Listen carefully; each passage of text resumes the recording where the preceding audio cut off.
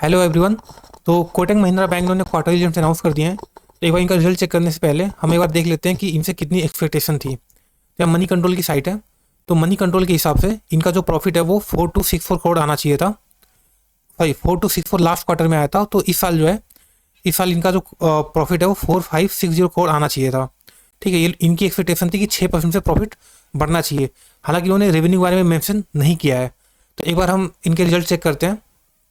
तो हम पीडीएफ में देखें तो अगर हम यहाँ पे टोटल इनकम का सेक्शन है, अगर हम यहाँ पे टोटल इनकम चेक करें तो आप देखो लास्ट ईयर जो है इनका जो इनकम था लास्ट क्वार्टर में, sorry last year same quarter में, तो 24,000 करोड़ था, जो इस साल घट के 23,945 करोड़ हो गया है।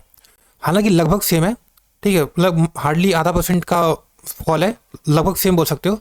हालांकि क्वार्टरली बेसिस काफ़ी ज़्यादा गिरा है। अब क्वार्टरली बेसिस देखो तो काफ़ी ज़्यादा कम हुआ है।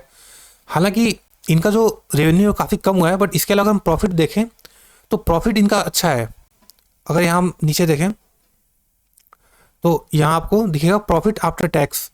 तो इस पे आप देखो तो इनका जो प्रॉफिट है लास्ट ईयर वो 4264 करोड़ था।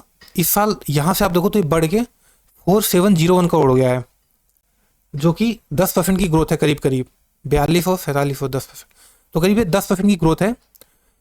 और एक्सपेक्टेशन जो थी वो 6% की थी। हालांकि उससे क्वार्टरली से घटा जरूर है, बट अगर हम मनी कंट्रोल की एक्सपेक्टेशन की माने तो इन्होंने एक्सपेक्टेशन को बीट किया है। कुछ टाइम पहले एक्सिस बैंक का रिजल्ट आया था, तो एक्सिस बैंक ने एक्सपेक्टेशन को मिस किया था।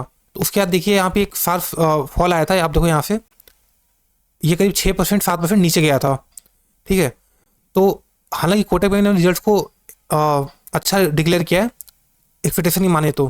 बट अगर मेरा टेक्निकल चार्ट देखें तो क्या इस रिजल्ट के बाद हमें खरीदना चाहिए या हमें होल्ड करना चाहिए? तो देखिए अभी कोटक बैंक जो है आप देखो तो ये 5 साल पहले के प्राइस पे है। मतलब आज का जो प्राइस है आप देखो सेम प्राइस करीब नवंबर 2019 में भी था। मतलब 5 साल पहले भी कोटक बैंक इसी प्राइस पे ट्रेड कर रहा था जितना अभी प्राइस पे ट्रेड कर रहा है। तो कहीं ना कहीं हम ये बोल सकते हैं कि अभी जो है ये बैंक है ये काफ़ी हद तक अंडर वैल्यूड हो चुका है। हालांकि एक शेयर मार्केट की कहावत होता है कि जो चीज़ अंडर वैल्यूड होती है वो लंबे टाइम तक अंडर वैल्यूड रह जाती है। मतलब सस्ती चीज़ सस्ती ही रह जाती है। हम इस उम्मीद में रहते हैं कि कभी वो महंगी होगी। देखिए स्टॉक मार्केट में दो टाइप के करेक्शन होते हैं, एक होता है टाइम करेक्शन, एक होता है प्राइस करेक्शन। तो आप देखो तो ये स्टॉक कोई बहुत ज़्यादा प्राइस करेक्शन नहीं दिया है। मतलब ऐसा नहीं कि स्टॉक 50 60 70% क्रैश हुआ हो, बट हाँ ये टाइम करेक्शन दे रहा है। मतलब कि काफ़ी लंबे टाइम से ये स्टॉक परफॉर्म नहीं किया है।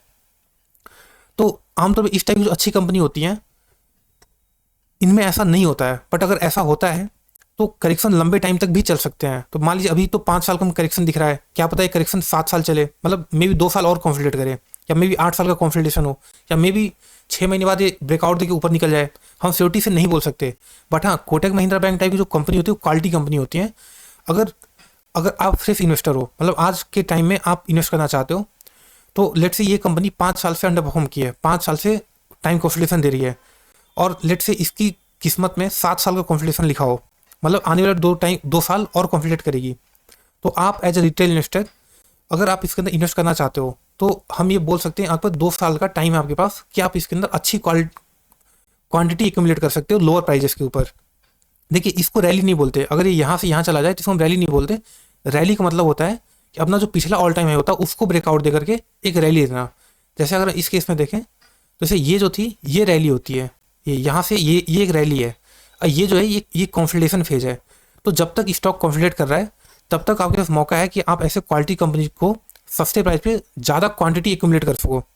ठीक है, देखिए स्टॉक मार्केट में पैसा बनता है कैपिटल से, कि आपने कितना ज़्यादा शेयर्स क्वांटिटी उठा रखी है। अगर आपने पैसे बहुत कम लगाए हैं वो डबल ट्रिपल भी होगा तो आपका नेट जो इफेक्ट है वो ज़्यादा नहीं होगा।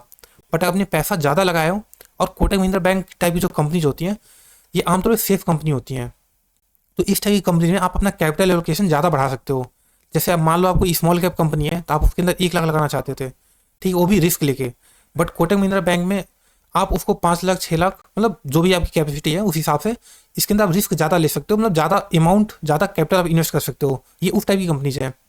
और रिजल्ट देखिए तो देखिए 10% की ग्रोथ कोई बहुत अच्छी ग्रोथ तो हम नहीं बोल सकते। कंपनी का रेवेन्यू भी अच्छा नहीं बढ़ा है। बट अभी क्या है कि जो प्रेजेंट टाइम है जो बैंकिंग का जो सीनेरियो चल रहा है, जो ओवरऑल जो जीडीपी ग्रोथ है उस हिसाब से 10% नंबर भी ठीक है, मतलब ठीक ठाक हम बोल सकते हैं। बाकी ऐसे नंबर नहीं है कि इस नंबर के दम पे ये ब्रेकआउट दे दे, ठीक है, मतलब एक शार्प ले देते, उस टाइप के नंबर्स आने में अभी वेट करना पड़ेगा। क्योंकि जीडीपी इंडिया की जो आप देखो तो 7% से घट गया 5% के रेंज में आ गई है। और कब तक जो गवर्नमेंट की जो पॉलिसीज हैं कब तक इस बैंकिंग के डायरेक्शन में या जो बाकी जो कंज्यूमर सेक्टर उधर फोकस होगा अभी हम बोल नहीं सकते। बट हाँ, जब तक वो चीज़ होंगी मार्केट पहले उसको प्राइस इन कर लेगा। तो इसलिए अगर अभी के टाइम में आपको बैंकिंग स्टॉक्स खरीदने हैं या ऐसे सेक्टर्स जो टाइम करेक्शन दे रहे हैं, जो लंबे टाइम से कॉन्सोलिडेट कर रहे हैं, तो ये काफ़ी अच्छा मौका है उन कंपनी के अंदर एक्यूमुलेट करने का।